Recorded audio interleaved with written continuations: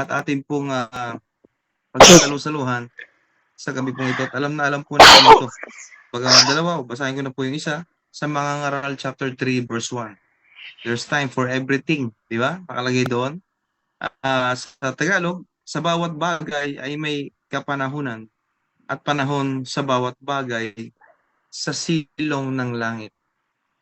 And another verse sa Philippians chapter 1 verse 6 na ang sabi po doon, ako'y panatag sa bagay na ito na ang nagpasimula sa inyo ng mabuting gawa ay siyang magtatapos nito hanggang sa araw ni Jesucristo. Yan po yung Philippians chapter 1 verse 6. Now, title po ng pag-aaralan po natin ay Panahon ng Kailangan. Pero kung sobrang tagal na at hanggang ngayon wala pa rin nagbabago, wala pa rin nangyayari, at narinig ko po ang inyong mga testimony, to God be the glory. Yes, totoo, panahon ng kailangan. At nawa, hindi naman kung kailan puti na ang buhok natin, bagamat may mga puti-puti na tayo, hanggang ngayon hindi pa rin tayo, wala pa rin nababago sa atin. Okay? So, sabi rito mga kapatid, walang maikling daan sa spiritual na pagkahinog. Walang maikling daan sa spiritual na pagkahinog. Lahat yan, talagang dadaanan natin. Yung mga tinetestimony nyo ngayon, yung mga dati nyo pang tinestimony, and even po ang inyong lingkod, lahat yan dadaanan natin. And praise God, dahil sa gabi po ito, tuturuan tayo ng Lord na sa mga bagay na ito na ating pong nararanasan, ito pala yung mga bagay na kailangan talaga nating pagdaanan. And which is inaalaw talaga ng Lord yung mga bagay na ito para dito tayo matuto. So maraming taon po mga kapatid ang kailangan magdaan bago tayo magkaedad. Po ba? Sino ba rito yung mga 60 anyos na? 50 anyos. Ako po, 43 years old. Okay? So, gawin nyo, napakaraming taon ang ating pinagdaanan. Napakaraming birthdays, bagong taon, Pasko ang ating pinagdaanan. Hanggang ngayon, buhay pa tayo at nakaabot pa tayo. At ang mga bunga, mga kapatid, na ating mga nakikita, prutas man yan, no? Ay nahihinog lamang kapag kapanahunan na ng mga ito. Nung nakaraang gabi, nagpunta kami sa Litex, nakita ko ang dami ng rambutan. So, ibig sabihin, panahon na ng rambutan ngayon. At naalala ko rin, sabi natin Leonora, pag punta ka doon, panahon na po ng rambutan ngayon, no? So, ibig sabihin, lahat ng klase ng prutas, merong panahon yan na talagang nandoon yung kumpul-kumpul ang bunga, talagang, alam niyo yun, yung tipong talagang, wow, panahon na pala ng mangga, no? So, may mga kanya-kanyang panahon. And lagi po natin tatandaan, ganun din po ang bunga ng spiritual. Bunga ng espiritu. Pwedeng nangyayari sa isang Kristiyano at talaga namang nangyayari sa isang Kristiyano, mga kapatid, no? Hindi lang pwede, ay yung talagang sobrang napaka-init natin, no? Sa ating Panginoong Diyos. Now, minsan naman dumarating yung nanlalamig, no? Nawawala ng pag-asa, nananamlay ang ating spiritual. Dadarasin natin lahat yan. Okay? So, ang pagkakaroon daw ng karakter na tulad ng kay Jesus Christ, mga kapatid, ay hindi maaaring madaliin. Ulitin ko po, ang pagkakaroon po ng katulad ng karakter ni Jesus, ng Panginoong Jesus, ay hindi natin po pwedeng mabilisan. Okay? So, ang spiritual na paglago, tulad ng physical na paglaki, ay nangangailangan din po ng panahon. Kaya minsan, napapansin natin, bakit si ganito ang tagal-tagal na? Pero parang bonsai pa rin. Bakit si ganito ganyan? Ang tagal na dumadalo, pero bakit ganun pa rin ang ugali? Bakit ganun pa rin ang kanyang pananalita? Bakit ganun pa rin ang kanyang mga kilos? No? Ang daming mata, mga kapatid, sa paligid natin, especially sa ating pamilya. Tinitingnan po nila tayo. the way we act, the way we transform, kung may na-transform na talaga. Kaya nga sabi ng title, panahon ng kailangan, no? Pero wag naman sobrang uugod-ugod na tayo, doon pa lang tayo na-transform. So, kapag minadali daw po ang paghinog ng prutas, no? Anumang prutas yan, nawawalan po ito mga kapatid ng lasa. Kaya minsan may nagreklamo, ay, bakit ang tabang ng pakwan? No? Bakit ang tabang ng mangga? Wala yung tamis. Ano kaya ang problema? Now, sa Amerika po pala mga kapatid, yung kamatis na pinipitas ng mahilaw-hilaw pa para hindi ito malamog sa biyahe. Green pa, no? 'Di ba? Pag talagang umano tayo ng kamatis mumula-mula, parang pangsarsyado o kung saan man gagamitin. Pero kapag ito po ay i-deliver sa pinakamalayo na lugar, talagang nandoon mga kapatid, na talagang green pa lang pinipitas na, no? Green pa lang. So, pagkatapos daw po ito ay pagbili, ang mga berdeng kamatis ay sinasabuyan po ng carbon dioxide. Bakit kaya? Para daw pumula agad. From green na color, yung kamatis, biglang sasabuyan ng carbon dioxide, unti-unti magiging pula. No? Magiging pula. So imagine po natin yun. Mabilis. Instant. No? So, ang kinalburong kamatis daw po ay maaaring kainin, subalit hindi ito kasing sarap ng kamatis na hinayaang mahinog ng dahan-dahan sa baging. Kaya mga kapatid, napakaganda at napakasarap na talagang ano man ang edad natin, pinahihinog tayo ng Panginoon spiritual. Pinahihinog tayo ng Panginoong Diyos sa mga bagay na sitwasyon na kanina testimony niya. Amen? And even ako, no? So, kung nag-aalala po tayo tungkol sa bilis ng ating paglago, bakit ang bagal-bagal ko? Grabe sila, ginagamit na sila ng Lord. Bakit ganoon? No? So, may mga question na ganyan, no? So, ang Diyos po, mga kapatid, ay hindi. Hindi nag-aalala ang Panginoong Diyos, no? Kung tayo po ay mabilis, no? So, mas mahalaga po sa Panginoong Hesus, ang Panginoong Diyos, na unti-unti tayong lumakas sa ating pananampalataya. Kasi marami po biglaan, talagang sobrang bilis ng kanilang paglago. Tama po ba? Tapos bigla namang nung dumating yung problema, bigla namang nawala. Bigla namang nanamlay. Marami po nangyayaring ganyan. So, dahil tinitingnan po ng Panginoon ang ating mga buhay mula sa perspective ng kawalang hanggan at para sa kawalang hanggan. Kaya hindi siya nagmamadali. Kaya hindi natin po pwedeng ilagay yung pananampalataya na meron tayo doon sa iba. Alam niyo po yun mga kapatid, na, uy, bawal kang magmura, sama yan. Yes, totoo masama. Pero yung ating lalim sa salita ng Panginoon ay hindi mo po pwedeng ilagay doon sa tao na yon na hindi pa naman tumatanggap sa Panginoon at hindi pa nakakarinig, nagbabasa. Hindi natin po pwedeng ilagay yun, no? Kaya kailangan talaga, sabi dito, perspektiba. Perspective. Malawak, no? Kaya minsan naiinis tayo, no? Tulad sa aking trabaho. Talagang pag nagmura yung dalawang kasama kong lalaki doon, talagang parang chicharong bulaklak, puro PI. Pag nagkwento pa lang, no? Pero pinakauna ko sa akin ng Panginoon, to God be the glory, na ganun din ako dati. Ganun din po ako dati. Baka mas masahol pa. And praise God, unti-unti. Unti-unti at inuunti-unti na sila ng Lord. No? Kanina po may tumanggap, si Ate Erica Peño.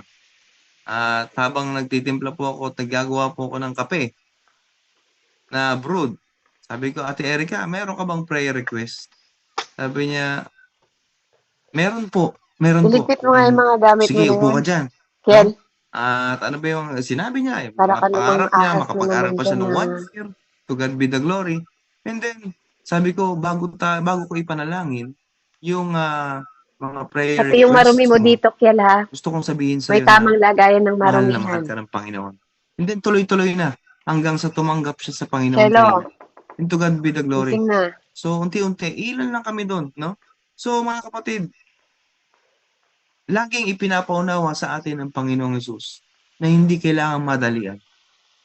Maaaring napakarami na nating alam na salita ng Panginoon. Pero ang tanong, yung iba ba, tinitingnan ba natin na, ayaw nga pala, hindi pa to ganun hindi pa to ganun kalalim.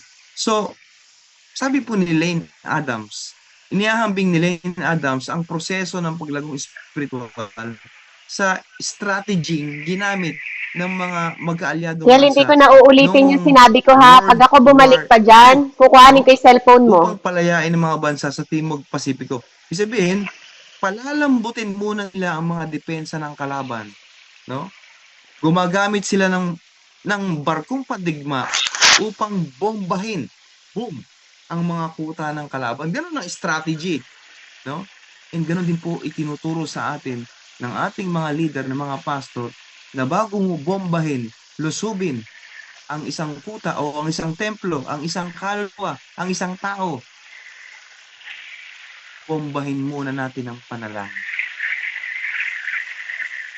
Kapag napag-pray na natin at nakita niya ang Jesus light and salt sa buhay mo, mabilis lang nasusunod yan. Mabilis lang nasusunod. Susunod sa pagtanggap sa Panginoon at makikita na kakaiba, no? May something sa buhay mo, no? Sa buhay natin, no?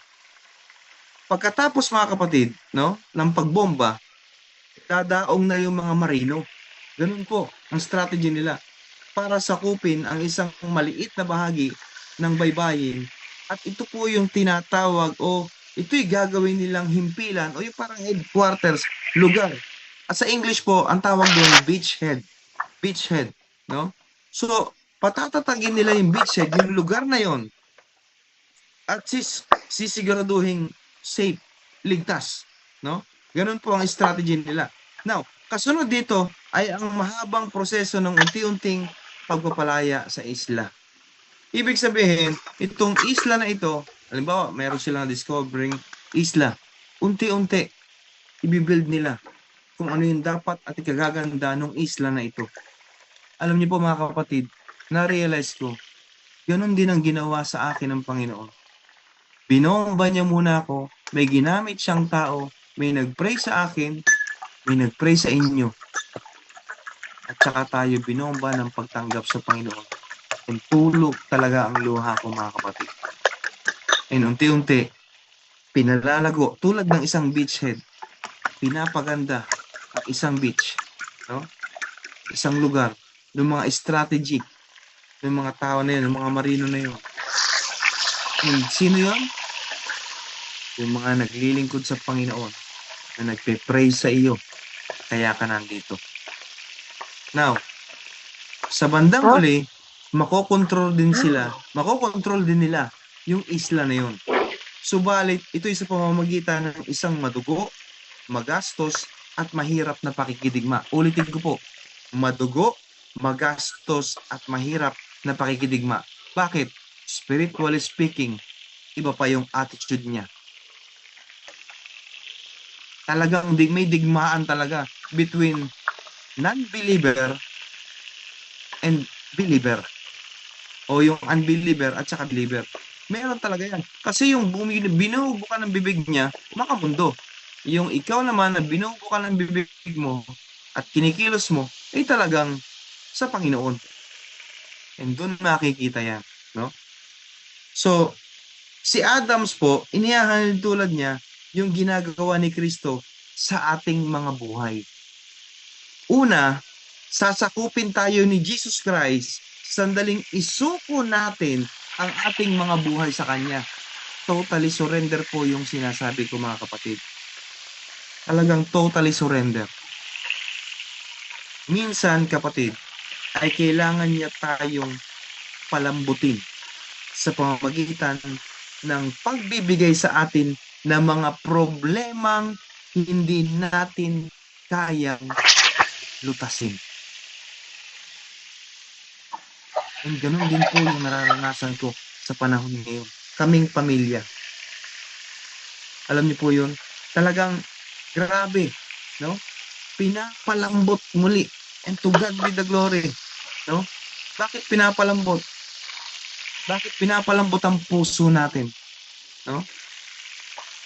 Para madali tayong matuto.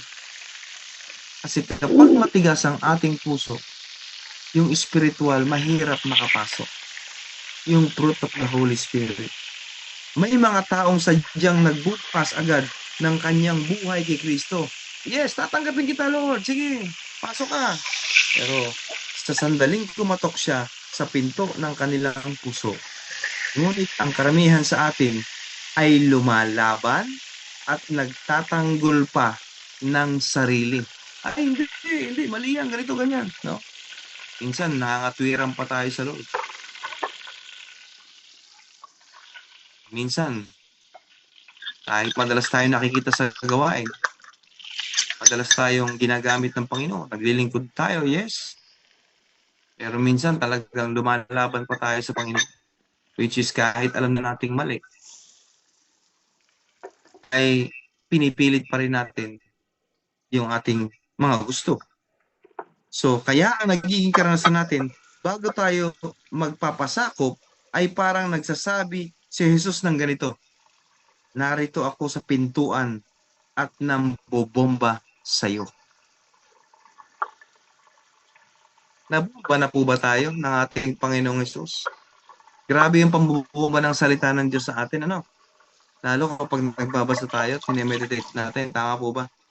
So sa sandaling ibukas mo, kapatid, ang puso mo kay Kristo dahil nabomba na, no?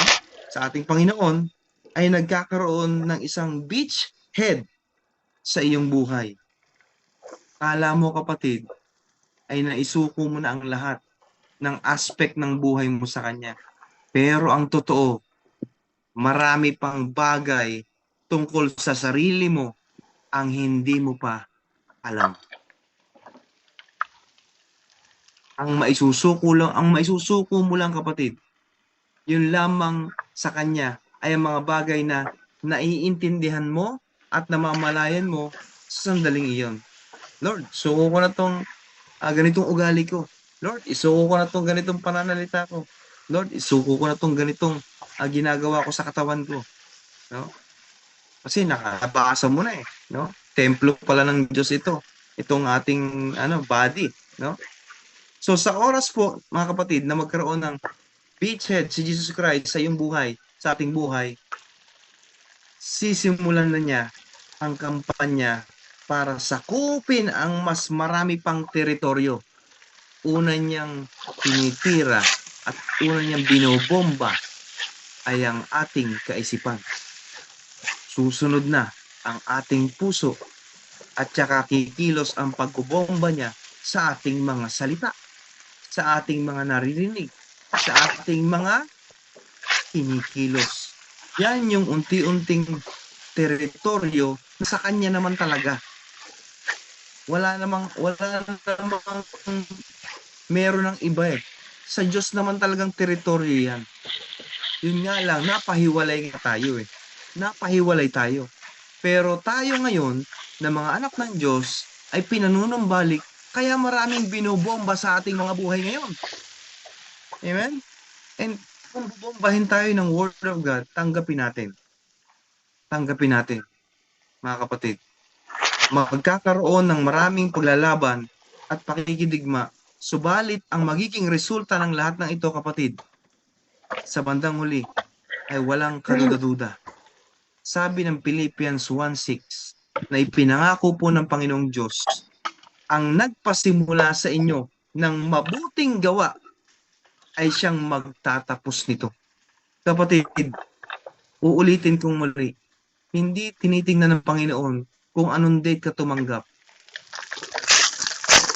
kung anong date ka nagsimulang maglingkod.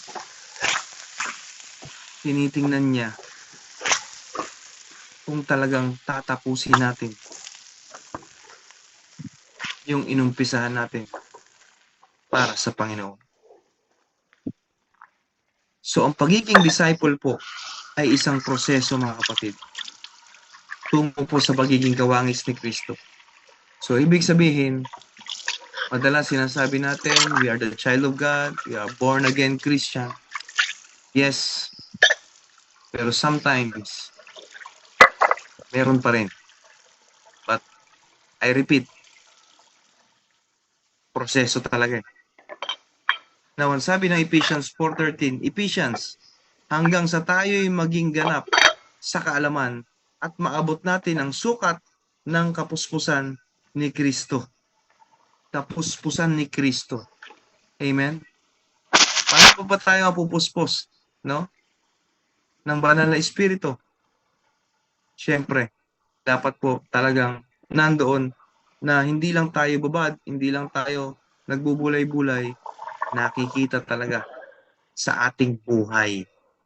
So, ang patutunguhan mo natin ay ang pagiging katulad ni Kristo. Subalit, ang iyong paglalakbay ay matatapos lamang kapag namatay na tayo. Matatapos lang po itong mga nangyayari sa buhay natin, ang mga problema, kapag tayo pong lahat Kiel, ay kinuha na ng kain na. Shelo, kain Amen? na. So, sa ating pong paglalakbay, mga kapatid, Nagluto ako langgonisa. kakailanganin natin ng pananalig sa pamamagitan Saka ng itlog. pagsamba, ng pagiging kaanib sa pamamagitan ng kapatiran. Tulad ito, itong ginagawa natin for the glory of God. At pagiging katulad ni Kristo sa pamamagitan ng pagiging disciple. No? We are the disciple of Christ. So, everyday po, mga kapatid, no?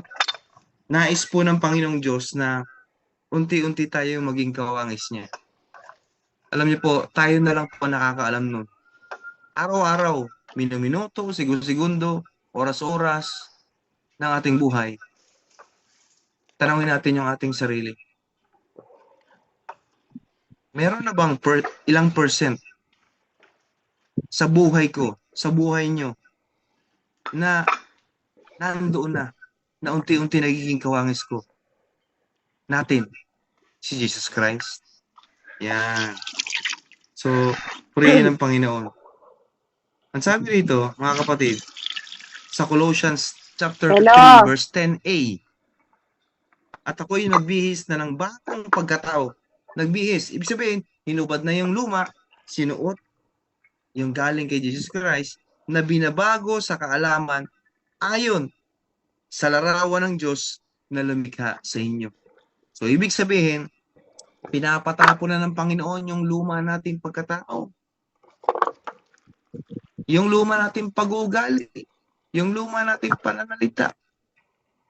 Sabi nga ng ating nanay Andrea, kung dati-rati, yung ganun pa ring katauhan meron sa kanya, baka kung anong masasakit pa, mga malulubak na salita ang marinig ng kanyang manugang.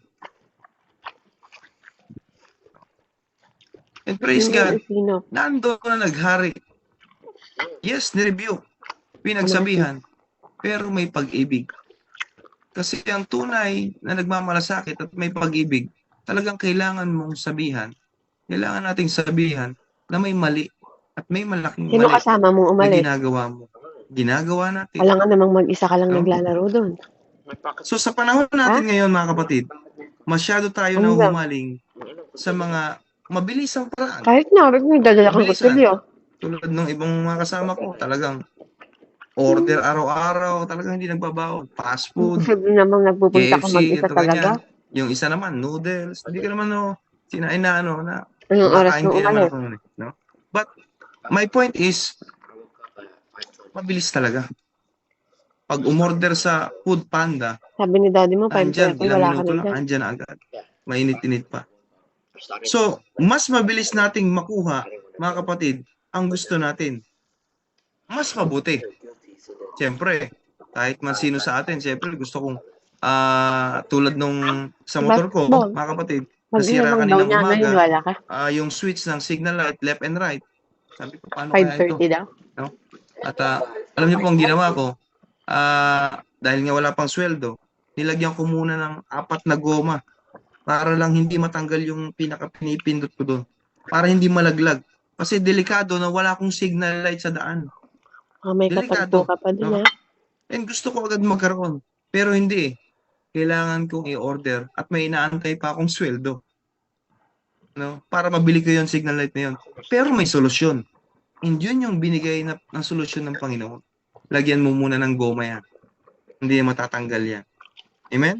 So kailangan, wag natin agad-agad, no? Kasi talagang mahirap ang sobrang mabilis, no? So, mas mabilis nating makuha ang gusto natin, mas mabuti. Kung may shortcut, susundin natin yon. Tama po ba? Gusto ko yun, mabilis eh. Makakarating agad ako, no? Ang gusto natin ay bigla ang solusyon. Tama po ba? No? Gusto ko ura-urada, no? Meron ako, hindi. Tinuturuan tayo ng Panginoon sa tamang proseso ng solusyon na naaayon sa pagiging kawangis ni Kristo. Subalit ang Diyos, mga kapatid, ay hindi po ganyan. Hindi po ganito. Sigurado. Mas mahalaga sa Saka guest Kanya house. yung katatagan kaysa sa bilis. Anong silbi ng bilis kung hindi ka dumaan sa mga challenges? Sabi ko, 11:30 dun tayo sa ano. Mas maganda pa rin na dumadaan tayo sa mga, ay, dami ko na nga challenges, pastor, na dinaanan eh. Guest house. Hindi pa ba sapat yun? Lord, hindi pa ba sapat yun? May guest na Kapatid, yun pala eh. Hanggang alam niyo po, katapusan ng August. sa mga challenges na ating mga pinagdadaanan, napakaraming kaluluwa ang pwedeng hipuin ng Panginoon dahil sa mga patotohanan. Kasi ano, anak, mahirapan tayo. Amen? Ako nag-insist nun na So, mas linisin gusto every 2 weeks. nating, no? Mas Kasi pag gusto nagkalat nating na sila, makinig mas mahirapan na tayo sa mga maintain yung sermon linis katulad nun. nito, no? Na lulutas agad sa lahat ng ating mga problema. Mag-aalis ng lahat ng tukso at magpapalaya sa atin sa lahat ng pighati at hapting kalakip ng ating paglago, no? Si sister, ang grabing magsalita. Si brother, grabing makapagsalita sa akin. Kung makapag-review sa akin, ganito, ganyan. No? Mga ganyang sitwasyon, di ba? So, sabi rito, ang paglago, mga kapatid, ulitin ko po, ay unti-unti. Ang sabi po ng 2 Corinthians chapter 3, verse 8 and B, no? Kasi nga, nahati. Tayong lahat ay nababago sa gayon ding larawan mula sa kaluwalhatian tungo sa kaluwalhatian. Now, purihin ng Panginoon. Sa topic po nating ito, mga kapatid, bakit nga ba matagal ang proseso? Ayan, bakit nga ba matagal ang proseso? Number 1, mabagal po tayong matuto. Number 2, napakarami nating dapat iwaksi o ialis. Number 3, takot tayong humarap sa katotohanan tungkol sa ating mga sarili. Totoo naman. Diba? May mga takot pa rin sa ating mga buhay. Pero paulit-ulit na pinapaunawa ng Panginoon na hindi tayo dapat matakot. Sa araw na to, sa mga susunod na panahon, hindi po dapat tayo matakot. Tapos, sinasabi pa rito, ang paglago daw po ay kadalasang masakit Sino kumain ng ubas at ito? nakakatakot. Totoo. No? Ha? Totoo. Kumain ka rin ng ubas? So, walang paglagong hindi kaakibat ang pagbabago. Walang pagbabago kung walang pagkatakot at kawalan. At walang Mamaya, pagkatalong, hatiin mo walang yung ano, kaakibat na watermelon. hapdi. Dumaranas tayo ng Bumalik kami sa pagkatalo. doktor kahapon. Ang sakit, di ba? Pinapalitan namin. Ang sakit, no? Pero sa bawat pagbabago ay laging may naaalis o nawawala. Di ba? May naaalis. Pero, mga kapatid, merong ipinapalit ang Lord. Amen? So, at sabi pa rito, kailangan ng panahon para makasanayan mo ang mga bagong gawi o pag-uugali. Okay? Kailangan ng panahon para daw makasanayan ang mga bagong ibinigay sa iyo, sa atin, na salita ng Panginoon na talagang makapagbabago sa atin, sa ugali, sa gawin natin, yun nga po, yung sa kilos natin, At sabi rito, tandaan na ang iyong karakter ay ang kabuuan ng lahat ng mga nakasanayan mong gawin. Kaya kung minsan, nasasabi ng ating mga dating barkada, kumare, kumpare, na talagang, wow, ikaw ba yan? No? Ikaw ba yan? Kulang na lang pakpak ka para maging anghel ka. No? May ganyan, may mga nagbibirong ganyan. Tama po ba? Ikaw ba yan? Parang hindi ikaw yan. Parang bagong-bago ka na. So, hindi mo masasabing mabait ka kung hindi mo palagi ang ipinapakita ang pagiging mabait. Natural ito sa'yo at hindi mo na kailangang isipin pa ang pagsasagawa nito. Hindi mo masasabing may integridad ka o integrity ka kung hindi mo nakagawian ang laging tapat. Okay? Now, mga lalaki, sabi rito, and babae, ang lalaking kadalasan ay tapat sa kanyang asawa ay hindi talaga tapat. Ulitin ko po, ang lalaking kadalasan ay tapat sa kanyang asawa Kunin mo na yung papel na ay yun hindi dito talaga hanggang tapat. isang araw mababasa lang Ang yun. mga nakagawian mo ay salamin ng iyong karakter. Kaya kung papansinin po natin mga mahal kong kapatid, makakapapansin ng iba yan, hindi ng sarili mo. Mapapansin mo rin na parang hindi ko na to na ginagawa. Parang may something na. Pero mas lalo ang makakapansin yan ay yung nakakita sa atin, nakakasama natin sa araw-araw. Amen? So, iisa lang para mga kapatid ang paraan para magkaroon ng mga ugaling nagpapakita ng karakter na tulad ng kay Kristo. Paano gagawin po? Paano pong gagawin? Kailangan practicein mo ang mga ito sa panahon at panahon ang kinakailangan para dito. Wala ngang instant na ugali. Wala ngang instant na gawi, mga kapatid. Walang ganun. No? Yung dating kahapon martirer ako. Tapos tumanggap ako sa Panginoon ngayon. Bigla na akong fully agad. Hindi po, no? Hindi po. Sabi po ng 1 Timothy 4:15, dito po tayo magtatapos. No, sabi po ni Pablo sa Timoteo ng ganito, gawin mo ang iyong mga tungkulin at pangatawanan mo. Pangatawanan mo. Ayan. Ibig sabihin, talagang gawin mo sa buhay mo, no? Para makita ng lahat ang iyong pag-unlad. It means, pag-unlad spiritual. Hindi lang maraming umuunlad, yumayaman, sa diskarte, talino, sariling sikap, no? Pero ang tinutukoy dito ni Apostol Pablo, makita ng mga nakakasalamuha mo na yung pag-unlad mo spiritual, pag-unlad natin spiritual, ay talagang malaking pinagbago. From dating stress ay napalitan ng bless kahit may mga problema pa rin. Yung anxiety na talagang mayat-maya, oras-oras ay nandiyan, pinalitan ng Lord ng joy, ng kapayapaan, no? Ng peace, sa English, no? So marami. Yan yung mga tinutukoy ni Pablo na pag-unlad. And sa buhay po natin mga kapatid, kamusta na yung pag-unlad natin kapag tayo'y dumaranas ng mga talagang matitinding problema? Nakikita ba yung tunay na paglago? Ayan. Nakikita ba yung mga disiplinang spiritual? Ayan. So yun po mga kapatid, ano?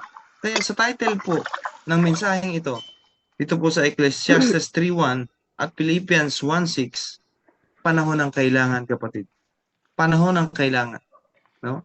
Kaya purihin ng Panginoon at to God be the glory. Nabibless po tayo sa talagang mga nagle-level up, nagpapagamit, no? To God be the glory sa buhay ng hindi mo na kailangan sabihan, no? Talagang automatic, no? Pag may wala si ganito, yes, ako na lang po, no? Hindi na yun kasi ginagawa na dito for the glory of God, hindi para sa tao. Amen? So, purihin ang Panginoon and let us pray. Hallelujah. Father God, we thank you, Panginoon. Medyo napahaba. And salamat po, Panginoon, sa mensaheng ito na tunay nga po, Diyos, talagang kailangan ng panahon. Panahon talaga, Panginoon.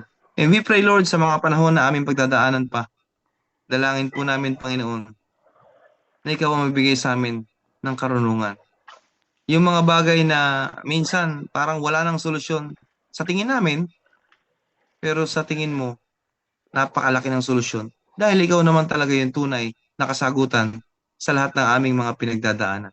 Lord, salamat sa buhay na aking mga kapatid na mga nakakaranas dito ng pagod, hirap, mga problema, mga bagay na minsan sobrang bigat na. Pero pilit nilang kinakaya dahil alam nila na yung mga pangako mo, Panginoon, ay talagang tinutupad mo. Ikaw ay tapat, Panginoon. Ikaw ay mabuti. Ikaw ang aming lakas. And salamat, Panginoon, sa mga pagpapalang ito na aming narinig sa gabing ito. Salamat, O Diyos, sa reminder. And we pray, Lord, na sa mga susunod na panahon, makikita ang bawat isa na kawangis mo, Panginoong Jesucristo. Salamat po, O Diyos. Pinupuri ka namin dinadakila. In Jesus' name we pray. Amen and amen and amen. Now, tanong, pagdating sa mga aspeto ng aking paglagong espiritual, saan ako kailangan maging higit na matyaga at mapagpumilit? Yan. Ulitin ko po, pagdating po sa aspeto ng ating paglagong espiritual, saan ako kailangan maging higit na matyaga? Ayan. At mapagpumilit. Okay? So, back to you, Ate Belly Jane. Popost ko na lang. Amen. Glory to God po. Pastor Andy, sa napakagandang mensahe